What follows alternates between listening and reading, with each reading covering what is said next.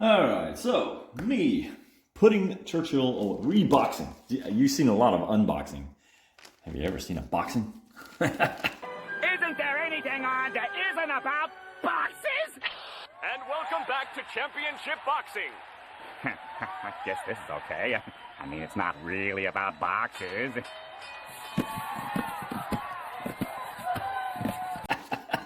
Seriously, I wanted to do this and I just get some final thoughts on, thoughts on this. I don't like to say final because I might play it again. Right. And I thought at one point I always get tempted to do this, to do a whole big production review style, like a pro review with slow camera sweeps over close-ups of the stuff.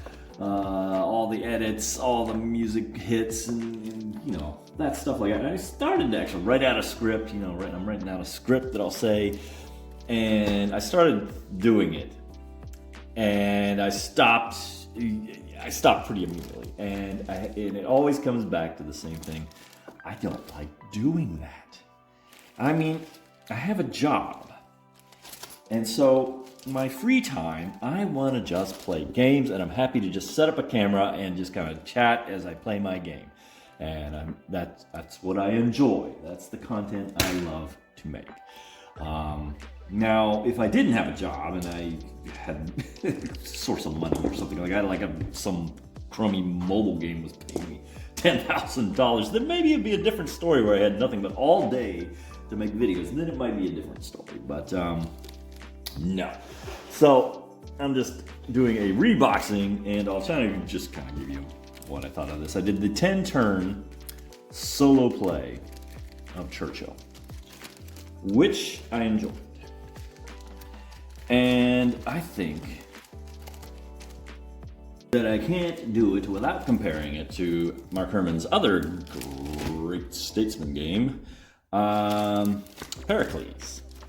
I also do, and I do solo as well. I have a full 10-turn solo playthrough on that as well, if you're ever in for torturing yourself. And I can tell right off the bat what I like about this better.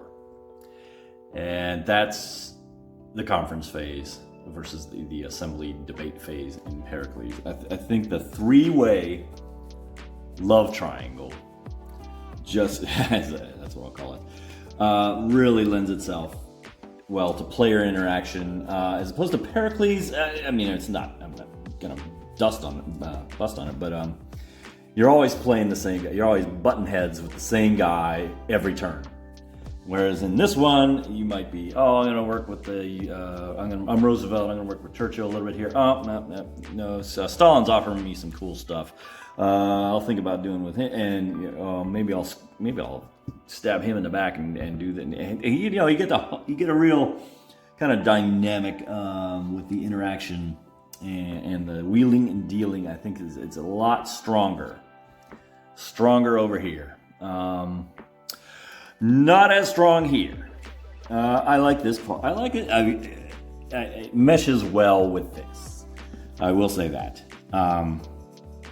And it's really tricksy. I like some of the tricks. In fact, I didn't learn about the tricks until at the very end. Like, for instance, you need these Japanese, U.S. coming into Japan. You need these to be roughly equal as you go in, because if one gets like more than one ahead, that's inter-service rivalry, and the Soviets and the UK will score points off that. So that's something to keep in mind. There's also, and it didn't even occur to me to this. I was like, I'll blast my way through into Japan. Well, actually, and where you get, eight victory points. That's going to be all mine. Well, it turns out you actually earn more by, getting into this range, or, close to here, and then dropping a bomb on them. And I think the idea was a mainland invasion would have been so costly just such a bloodbath that it wouldn't be as worth it. He tailored the victory points, in a way that makes you can justify historically. That's really cool. So I've said some good things about this. Yes, good game. However, and the big caveat comes is, although I enjoyed the solo play I did, I don't think I would recommend this if you were going to only play it for the solo. If you're only going to play it for the solo, I would say pass on this. Find a game that's designed to be solitaire. For one thing, this has a very, let's see if we can find it right here. A rather sketch form of a AI bot. Hey, but don't take my word for it. Listen to the designer himself. And the final thoughts here, Mark Herman says, my philosophy around bots is that they are there to fill in. But with their logic and their cards visible to you, you should prevail, but hopefully after an enjoyable gaming experience. That said, Churchill is best played with at least one other human, preferably two.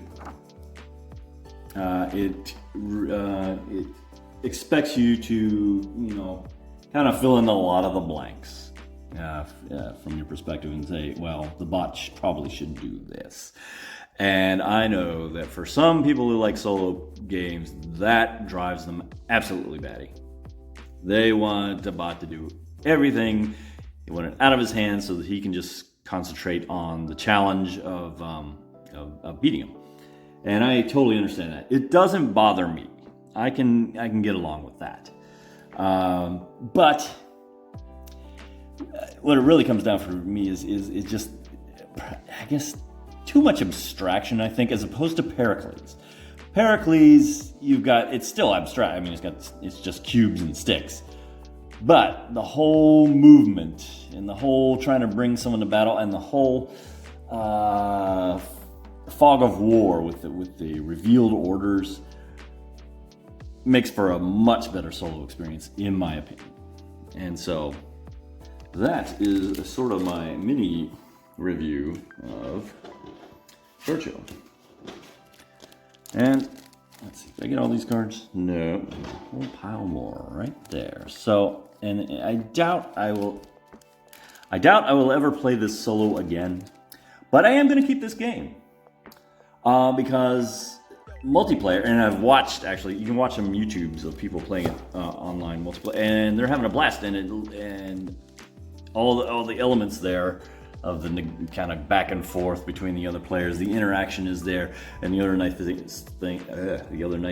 is that this is probably a much easier game to teach than, I'd say, Pericles. So it wouldn't be that hard to rope a few people in, especially if you have any World War II interests, and you could have a pretty rockin' good time with it. So I'm going to keep this on the off chance that I ever get, like, I don't know, maybe my dad or something, or one of my sons, rope them into a game, and we'll see how it goes from there. But I'm pretty confident it's worth keeping around for that. But for solo play, I'm just not going to do it. And so let's see, got that, got my bag of spares. What else? Oh, got our conference cards. Anyway. So what's next on the agenda? We still have a, supply shortage where GMT games are not coming out. I should look online for something other than GMT. By the way, someone's like said, hey, you should get Fields of Fire. Well, yeah, GMT's got a deluxe version of it, and it looks like something I'd be very interested in, so I'm going to keep my eye on that and probably pull the trigger. Until, in the meantime, it might be time to go back to Atlantic Chase. I think it's gonna be. Okay. But anyway, that's me boxing up my games and just shooting off at the hip here in the mouth. So a little bonus content, don't say I never gave you anything, is how does this all fit when you've put it together and you've attempted to, what? No, I don't want it like that. I want the tray in, GMT trays. Then that. So, and guys, always, rule book on top.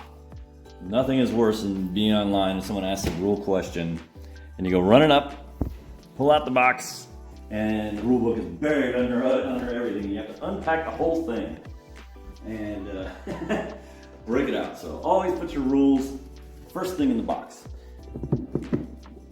so you can take it to the toilet and read it. Okay. Yeah, perfect fit.